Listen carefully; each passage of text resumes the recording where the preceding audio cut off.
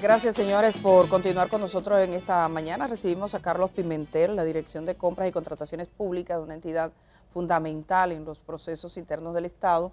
Carlos la dirige. ¿Cómo estás? Buenos días. Muy buenos días, Eddie. Un placer estar aquí siempre. Carlos, cuando llegaste acá, estaba Germán en la pantalla, que está en la redacción del día y que va a estar acá en esta conversación.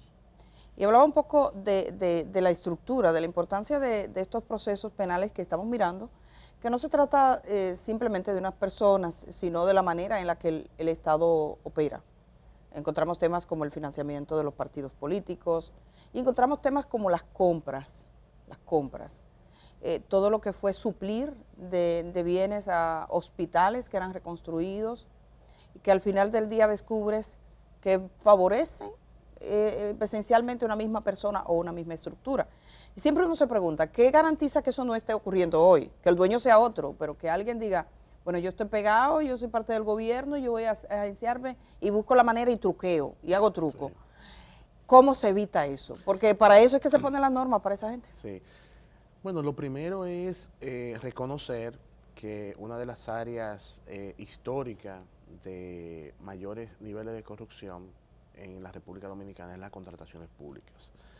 Y estos casos que están en instancia judicial y otros pendientes, pues reafirman esa afirmación. Cómo a través de las contrataciones públicas y la vulneración de la ley, de sus fundamentos, pues permite generar estructuras que puedan pues alimentarse, depredar el erario público, enriquecerse ilícitamente, y con esto se configuran otros tipos penales, como estamos viendo en estos casos: asociación de malhechores, falsedad en escritura pública, soborno, y casi siempre para poder ocultar esos bienes adquiridos sobre la corrupción, pues se configura el lavado de activos. Es casi como el modo operante de casi todos estos casos. Y además un elemento también que destaca es la relación pública-privada para la corrupción. Eso queda claramente evidenciado. Creo que hay distintos mecanismos que se han venido desarrollando que generan disposiciones de prevención. Creo que uno importante es el hecho que nosotros hicimos una suspensión de los registros de proveedores de los funcionarios que se encuentran en el régimen de incompatibilidad. Entiéndase, la ley habla en el artículo 14 quiénes no pueden contratar con el Estado. Todos esos funcionarios tienen su registro de proveedores suspendidos. ¿Cuánto se llegó a suspender? Eso fue en los primeros meses de la gestión. ¿Cuántos? 260. 160. 260. 260. Ahí habían senadores, diputados, ministros, directores, alcaldes, regidores. Obviamente una medida como esa no es suficiente, porque probablemente algunos pueden decir, sí, están suspendidos sus registros de proveedores, pero es probable que ellos crearan otra empresa donde ellos ya no figuran con testaferro. Y es cierto que eso puede pasar. Lo importante es que ya cuando un funcionario que está en el régimen de incompatibilidad tiene su registro de proveedores suspendido y lo hace a través del testaferrato, pues ya él se sale probablemente de una violación de tipo administrativo y transita la violación de tipo penal. Pero también es muy importante señalar que nosotros hemos desarrollado también un sistema que permite identificar lo que es la participación accionaria de distintas razones sociales con la misma composición accionaria, lo que se conoce como la colusión. Y creo que en esta gestión hemos demostrado con un sinnúmero de hechos, de datos, de investigaciones, la capacidad de determinar la colusión. Estas dos medidas y otras que hemos tomado, yo sé que cierran la brecha de lo que podía ser tradicional. No obstante, estamos conscientes que no es suficiente. Hace falta avanzar en lo que se conoce como la identificación de los beneficiarios finales. Nosotros en la Dirección de Contrataciones hemos diseñado toda una unidad que hemos llamado de integridad del registro de proveedores. Y esa unidad de integridad del registro de proveedores empieza a hacer análisis de inteligencia para comprender qué hay en los 108.000 proveedores del Estado. ¿Por qué? porque es muy importante, así mismo como en el ámbito del sector financiero, siempre la banca quiere conocer quiénes son sus clientes, yo entiendo que el Estado tiene que desarrollar un mecanismo para conocer quiénes son sus proveedores. Y nosotros hemos encontrado en esos análisis preliminares algunos proveedores que llaman la atención, y yo voy a poner un ejemplo. Un proveedor que tiene 7, 8 años registrado en el registro de proveedores, que se actualiza frecuentemente, pero nunca ha presentado una oferta y nunca ha sido adjudicado. Entonces, llama la atención para profundizar. O proveedores que tienen, y eso es muy conocido, que tienen una lista amplia de rubros inscritos que se dedican a cualquier cosa. ¿Venden desde la minería? Eso en principio no es algo ilegal, porque el libre comercio y todo lo que tú registres en Cámara de Comercio, yo te tengo que registrar en tu registro de proveedores. Pero a algo la gente se dedica donde tiene expertise, donde tiene experiencia. Tú no te puedes dedicar a cosas tan amplias y tan disímiles.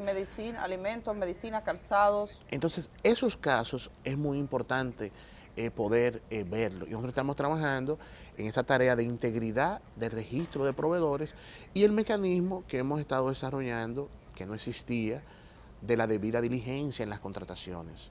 Algunos le llaman a eso de que caliezaje. Y yo digo, bueno, si eso es caliezaje... ¿Le han dicho que es caliezaje? Sí, que es un caliezaje. Pero la verdad es... ¿Pero algún funcionario? No. Se ha señalado eso, que eso es un caliezaje, que no está dentro del ámbito de actuación. Pero el que habla así es porque se siente incómodo de que haya... No le gusta. Porque yo he partido de algo muy sencillo. No es suficiente la evaluación técnica y la evaluación económica para adjudicar un proceso. Es necesario la debida diligencia. Y en la debida diligencia hemos detectado un sinnúmero de casos que verdaderamente sorprenden. Proveedores que presentan ofertas con documentos falsos. Wow. Documentos falsos, a veces documentos públicos y a veces otro tipo de documentos que presentan falsos. Entonces, bueno, títulos falsos. ¿Han encontrado connivencia entre algún proveedor y algún funcionario público?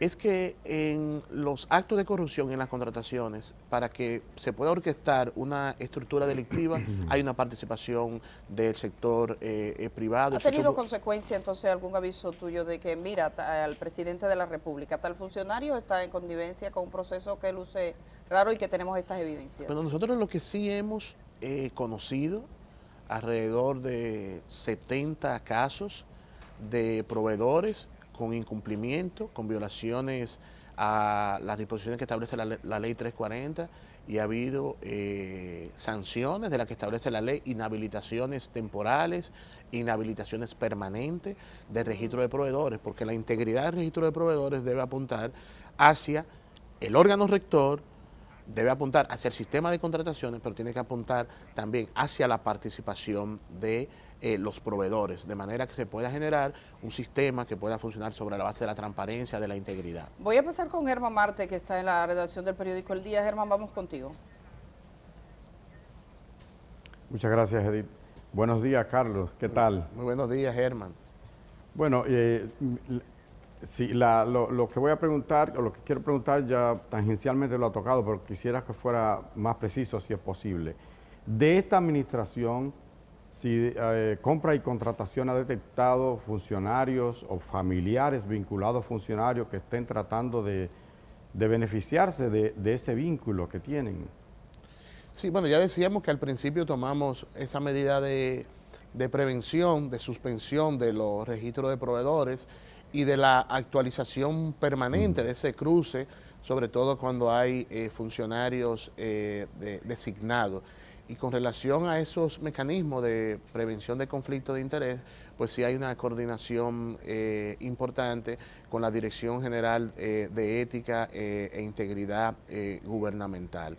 Y además que el sistema de alerta preventivo y reactivo nuestro puede detectar cuando en un proceso exista una participación de distintas razones sociales que tengan la vinculación de la misma composición accionaria, y eso se le informa inmediatamente a las unidades de compra para que tomen las medidas del lugar, las medidas preventivas.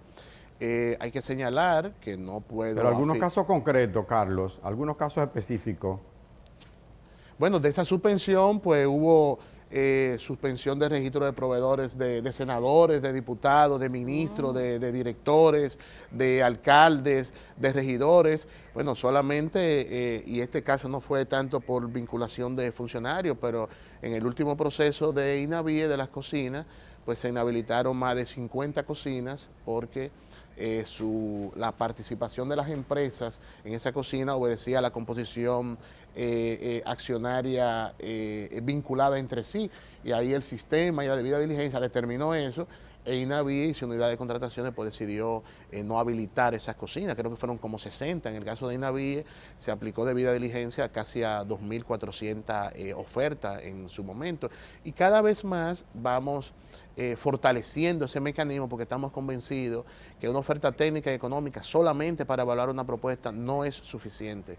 Es necesario profundizar y conocer quiénes están contratando con el Estado. Sin embargo, también he recibido comentarios de funcionarios públicos que dicen que toda la metodología de compras y contrataciones les dificulta mucho ejecutar el presupuesto, que tienen muchísimos problemas. Hay entidades públicas aquí que literalmente les sobra el dinero, porque no tienen como la pericia y la rapidez para hacer las compras que necesitan, para llenar los procedimientos. Como que la burocracia es terrible.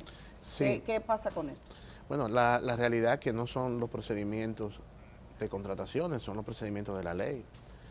Y ciertamente hemos tratado de desarrollar los mecanismos que permitan tener un equilibrio entre todas las disposiciones que prevén transparencia y control y las disposiciones que pueden garantizar eficiencia en las contrataciones, porque ciertamente las contrataciones públicas se pueden convertir en un motor para la inversión, para el desarrollo, para generar empleo, y por eso reducir los tiempos de la contratación es importante y es fundamental.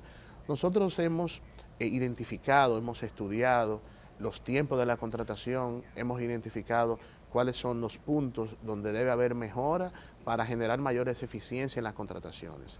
Y en esa dirección hay que señalar que los programas de formación de la Dirección General de Contratación no están basados únicamente en la norma y en las políticas, sino también cómo gestionar, cómo ser gerente de una unidad de compra, porque hay también insuficiencia en esa dirección. Hay que gestionar, tú tienes que ser gerente de una unidad de compra. Al principio de la gestión, promedio, una licitación entre convocatoria y adjudicación tenía 150 días, es mucho tiempo. Al día de hoy son 75 días promedio. Pero también en el proyecto de ley nosotros estamos planteando una modalidad de contratación que es la licitación abreviada. No es lo mismo una licitación para hacer una presa, hacer una carretera, que una licitación para comprar 50 neveras. Probablemente la combinación de umbrales y objetos de la contratación pueden ayudar a reducir los tiempos de contrataciones. Ahora, el tema de eficiencia que se está abordando ahora en el sistema de contrataciones identifica algunas mejoras que hay que hacer, que parten desde la unidad requiriente. ¿Qué requiere la unidad a la unidad de compras de contrataciones de su entidad? Que debe ser muy preciso, debe ser muy conciso. El tema de la elaboración de los contratos, el rol de la consultoría jurídica, el rol del registro de contratos y todo el engranaje administrativo y financiero del Estado. Hay que decir que hemos estado avanzando también en el sistema electrónico de contrataciones. Nosotros vamos a llegar próximamente a 500 unidades de compra que transan en el portal. Sí, y además, el portal transaccional y el portal vinculado ya con 238 instituciones vinculadas a el SIGEF, el sistema administrativo. Y si quería preguntarte a propósito del portal transaccional, ¿alguno de los imputados del caso Antipulpo trabajó ahí? ¿Trabajó en el portal transaccional? ¿Uno de los imputados? Hay algunos procesos, porque teníamos antes compras dominicanas y después teníamos el portal transaccional, que es desde el 2017 a la fecha. Toda la información vinculada a esas instituciones durante el periodo de investigación del Ministerio Público fue compartida con el Ministerio Público. Tanto la información de compra dominicana como la información del portal transaccional. Ahora, la pregunta es si alguno de los imputados del caso Antipulpo trabajó directamente, o sea, ya no porque sino que trabajaba al servicio del portal transaccional. ¿Es así? Es que no comprendo la pregunta. No. Cuando dice el servicio, Que a una ¿usted persona utilizaba que- el portal? Una persona que fue, no, que está imputada, que fue empleado de la Dirección de Compras y Contrataciones. Ah, anteriormente. no. No tienen a nadie en esa No, o por lo condición. menos no lo registro. Por lo menos no lo re- no No hay suponemos. imputados que estén vinculados como a la administración de la plataforma. Exacto. No tengo información sobre eso. No tiene Me parece información. que no hay nadie vinculado a eso. Ok, sí, hay que recibir la información para...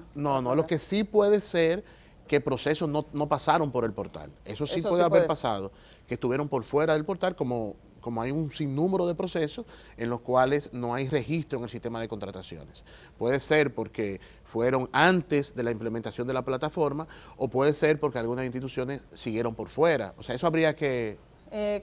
¿Tú eres testigo en algunos casos? En algunos Carmen? casos, Sí, en sí. algunos casos. Sí. ¿En el antipulpo eres? Sí. Estás. O Sí, sea, que en es una de las algunos casos. personas que van a estar ahí sentadas Sí, explicando así procesos. Carlos, vamos a pasar a otro tema. No sé si Germán lo admite desde el periódico El Día, Germán, si es así, porque, por razones de tiempo. Por supuesto. Ha estado muy discutido el tema de Dale. los fideicomisos. De hecho, está ahora mismo en el Congreso Nacional, en una legislatura extraordinaria. Entonces, nosotros fuimos invitados y varios periodistas, directores de medios y personas que dirigen programas a una conversación. Varios funcionarios públicos explicaron un poco todo el tema del fideicomiso y pude notar que tienes un rol relevante, o sea, la entidad que dirige tiene un rol fundamental en todo esto que está ocurriendo. Si pudieras explicar brevemente a la gente que pueda entenderlo. Primero, explicarle el criterio del fideicomiso, y existe una idea generalizada como de cierto temor, cierta reserva en la participación, sobre todo privada, con la cosa pública. Entonces, queremos Sí. oírlo de ti. Bueno, creo que el rol que hemos asumido en la construcción de la propuesta o el proyecto de ley está íntimamente vinculada a las competencias de la Dirección de Contrataciones Públicas. Y debo decir eso porque al inicio de nuestras funciones, pues fuimos consultados por distintas entidades con relación a la regulación de los fideicomisos en el sistema de contrataciones. Eso originó una reflexión profunda en la Dirección General de Contrataciones, porque la Ley 340, de manera expresa, no incluye a los fideicomisos como sujeto obligado. No obstante, la Ley 340 establece que todos los entes que administren fondos públicos deben estar regulados por el sistema de contrataciones. Y partiendo de esa disposición, nosotros asumimos el criterio en innumerables comunicaciones que los fideicomisos tenían que estar regulados por las disposiciones de la Ley 340. Eso llevó a la decisión de que los fideicomisos tenían que cumplir con las disposiciones de la Ley 340. Es el caso de RD Vial, que es el fideicomiso, público primero que se constituye, que transa en el portal transaccional, cumple con las disposiciones de la ley y lo hace a través de la unidad de compra electrónica del Ministerio de Obras Públicas, o el caso de Parquea TRD, otros fideicomisos públicos que claramente están en el marco de la Ley 340. Cuando empezamos la elaboración del proyecto de ley de compras y contrataciones, pues también profundizamos en el análisis, en la discusión, y en el proyecto de ley ya sí nosotros incluimos de manera expresa que los fideicomisos públicos tenían que estar sujetos a las disposiciones y a las regulaciones del sistema de contrataciones. Y en el proyecto de ley lo incluimos de manera expresa ya como sujeto obligado, y también un párrafo donde establecíamos que será necesario elaborar un reglamento que regule cuáles serían las disposiciones que aplicaría a los fideicomisos públicos. Después empieza la discusión de la elaboración del proyecto de ley de fideicomisos públicos, que es una necesidad. O sea, lo que regula los fideicomisos en el país es la ley del 2011 de mercados hipotecarios y fideicomisos, que en su reglamento del 2012, en un párrafo, menciona los fideicomisos, o más bien define los fideicomisos. Eso es lo único que tenemos. O sea, no hay una disposición normativa que regule el funcionamiento, la estructuración y la organización de los fideicomisos públicos, que es lo que busca el proyecto de ley. Específicamente, su objeto es funcionamiento, organización y estructuración de los fideicomisos públicos. No estamos hablando de los fideicomisos privados. Entonces, en esa discusión de elaboración del proyecto de ley, pues tratamos de que exista armonía entre lo que estamos diciendo en el proyecto de ley de contrataciones públicas y en el proyecto de ley de fideicomiso. Y ahí es que estamos indicando en el proyecto de ley que sí, que deben ser regulados, y sí en el proyecto de ley estamos diciendo que deben ser regulados por los principios. Y de verdad, ha sido la parte como que se ha debatido. Ha sido la parte que se ha debatido más. Mira, la verdad es que para mí, que pueda establecer que esté regulado por los principios o que establezca claramente que sea regulado por la ley, para mí en términos prácticos no va a hacer ninguna diferencia. Entonces, ¿por qué no va a hacer ninguna diferencia? Creo que en la aprobación de la Cámara de Diputados se incluyó allá que sea regulado por la ley. Claro. Para mí eso no haría ninguna diferencia porque la verdad es que la naturaleza de los fideicomisos, que no es un ente de la administración pública, que es una figura jurídica, que es un instrumento financiero, su estructuración orgánica no permite la aplicación estricta de la ley 340 como tal. Por eso actualmente el fideicomiso RD Vial, su transacción a través del portal tiene que ser a través de la unidad electrónica de obras públicas, porque el fideicomiso no tiene estructura programática. Y en el sistema electrónico, si no tengo estructura programática, no le puedo crear una unidad de compra. Entonces, el tratamiento es diferente. Entonces, estamos diciendo los principios, y de los principios debe haber un reglamento especial. Pero, ¿qué está diciendo el proyecto de ley? Un reglamento que debe ser aprobado por la Dirección de Contrataciones. Si el reglamento va a ser aprobado por la Dirección de Contrataciones, que va a tener capacidad reglamentaria de acuerdo al proyecto de ley, estamos diciendo que el órgano rector que va a regular las contrataciones de un instrumento como los fideicomisos sería la Dirección General de Contrataciones Públicas. Y dentro de los principios, tú tienes el principio de transparencia y publicidad, o sea, todos los procesos de adquisición de los fideicomisos deben ser públicos.